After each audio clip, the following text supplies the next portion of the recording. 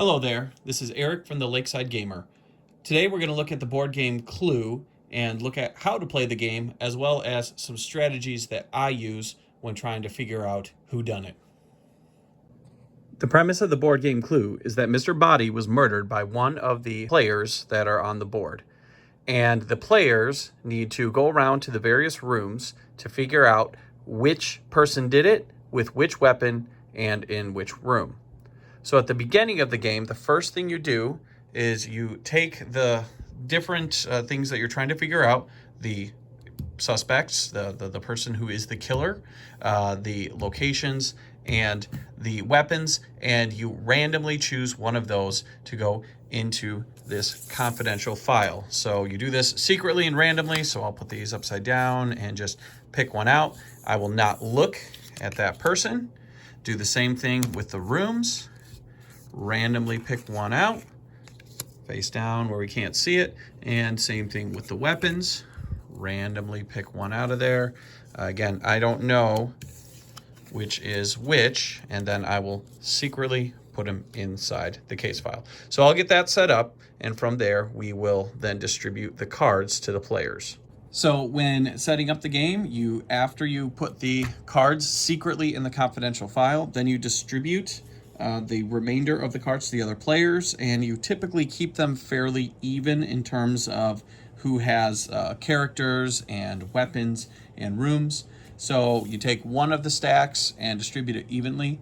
Now, a game could go up to 6 players, but for the strategy portion of this, I'm just going to distribute 4 piles, and then we'll be able to see how I would go about trying to maximize every single guess that people makes, any allegations, and we'll distribute these cards accordingly. So this is one of the piles of 5. So you've got weapons, and people are going to have piles of 5 because the 6th one of each of those is in the case file, and then there are going to be 8 rooms. So I'll go with the people first. And let's talk a little bit then about how you go about playing this. This is a fairly simple game in terms of mechanics. The real challenge comes in the strategy of how to go about figuring out who the person is, what the weapon is, and what room is in this confidential file before other players do.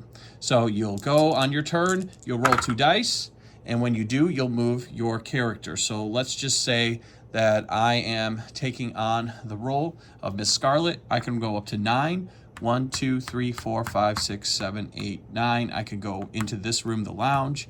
I could move toward the dining room. I can move toward the hall. Each one of these little squares on the board, you can move, but you cannot move diagonal. So you can move sideways, or you can move forward, you can move backwards. If you were out in the middle, you can go any direction you want straight. One thing you can't do is go where another player is. So let's say Professor Plum is sitting in front of the lounge. Unfortunately, I can't get past him, so I wouldn't be able to go into that room. But that's about it. Each time you go, if you get into a room, we'll talk about what happens next when we get into the strategy portion of it.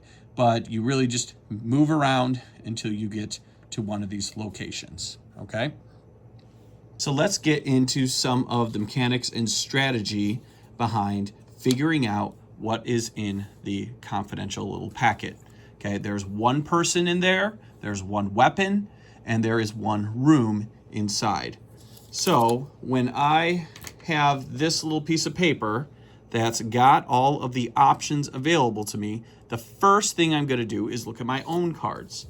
And I could see mine. I cannot see anyone else's unless I make a guess at what might be in the packet. Okay, so I look and I have Mrs. Peacock, I have the billiard room, I have the lounge, and I have the lead pipe.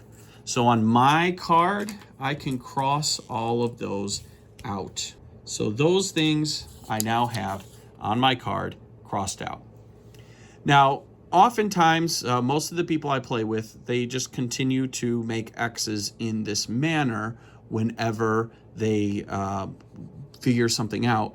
But the approach that I take, that I would encourage you to consider, is instead of just crossing things out as you find them, take a look at what happens every single time someone takes a move, and take note of that as well. So what I'm going to do is there are 4 players for each of the remaining suspects, weapons, and rooms. I'm going to create 4 little numbers on each box so that I can figure out who has what and who doesn't, and maybe deduce things a little bit quicker than I would otherwise. So, okay, so what I've done here is the spots where I had the X's are the ones where I have those cards. And notice I made ones, 2s, and 3s in every single other box, because those are all the potential possibilities of where things could be. So 1 would be the first person that I would ask. So when you move your character into a room, so let's put Professor Plum back at the beginning, and my Miss Scarlet comes into the lounge, I can make a guess at what is potentially in here. So I know what I have, and I can guess any of the 6 people with any weapon in the room that I'm in. Now, I have the lounge, which some people might be deterred by and say, oh, you don't want to go in the lounge because you already have it. But when I have the lounge, I can make sure that I have that card, and that's not going to be one that is given to me. So that makes it so the other 2 are the ones that definitely will be given to me.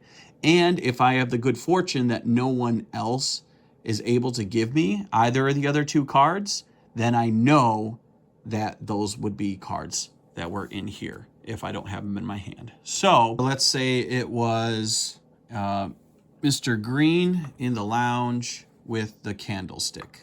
Okay, so if that is what I am going to guess first, then it goes in clockwise order. So the next player to my left would look at their cards, and I'm not going to show you, but I'm just going to look at them, and if they have anything, they'll show it to me. So in this case, they're going to show me Mr. Green. So they've got that, so I can look at my piece of paper and say, Mr. Green is under the control of number 1 and not 2 and 3. Now I know number 1 has Mr. Green. I don't want to ever ask for Mr. Green again, because the thing is, the next person can always give me Mr. Green. So by seeing he's at number 1, I don't want to do that. I want things that are going to be in 2 and 3's hand if I guess anything that I know isn't the case ever again.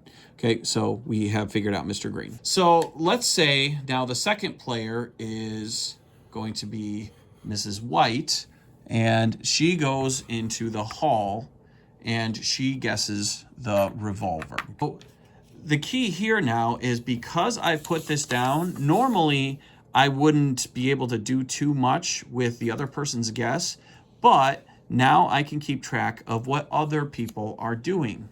Okay, so the player number 2, that's not me, is going to look at what they have, and they are going to reveal something to that player. They have it in their hand, and I don't know what it is, but I can put a little check mark next to those 3 things. So let's see. Oh, let's say she says that it was herself with the revolver in the hall, and the player next to her gave something. So I could put a little check mark next to Mrs. White and number 2, put a check mark next to the revolver on number 2, and put a check mark next to the hall. Now I don't know if one of these things was in their hand. Any one of them could have been, but because they're checked, they are potential options. So let's say the next player is Professor Plum, and he makes an accusation that it is going to be Mr. Green in the study with the rope. This is the number 2 player, so then Number 3 player, that's not me, is going to look at their cards, and they are going to show them 1. So then I can say that, okay, Mr. Green is a possibility. No, he's not a possibility because we know, because we saw Mr. Green already. And the study is a possibility for the 3 player, and so is the rope. I'm going to take note of that the rope and the study are a possibility. Then say the other player is Mr. Green and he's already sitting in the study, so he decides to bring in the wrench and Miss Scarlet. And I look and I don't have any of those, so I pass. The next player looks, player number 1, and they also pass. And this is critical because now I know that player 1 does not have the study and player 1 does not have the wrench. So you can see down in the corner, does not have the study, does not have the wrench, and also does not have Miss Scarlet. So I can cross those off, which can eliminate options later, which at this point isn't a big deal. But if I can eliminate all 3 in a passive way, that could make a huge difference in saving a turn or 2 that we need to win the game. And then player number 2 is going to look at their options, and they are going to show 1 to that 3rd player. So that will mean that number 2 has either Miss Scarlet or the study, or they have the wrench. So this method requires people to be on a little bit more. It makes your paper a little messier as you play. But if you continue to do this, you can eliminate options for the different players as you go along, which saves you from accidentally picking someone who is in a room or who's right next to you, the player to your left, giving you information you already have. So you want to avoid that where possible. You never, once you know that number 1 has it, the person to your left, you never want to pick that one again. And then you can continue to eliminate the options until you whittle things down. Now, it's quite possible that just doing the traditional method of crossing out boxes in a regular way will get you to the same result at the same speed. But this can be a very tight, close game in terms of speed. And sometimes doing this will give you some extra advantage in terms of time. And that time can make all the difference in helping you to make your accusation and look at what's in here and get it right before your opponent does. So that's my strategy for playing Clue. I hope that's helpful and beneficial for you next time you go and play the game. If you're interested in more videos about how to play different board games and strategies for how to play those games, go ahead and smash the like and subscribe button, and I hope to see you soon.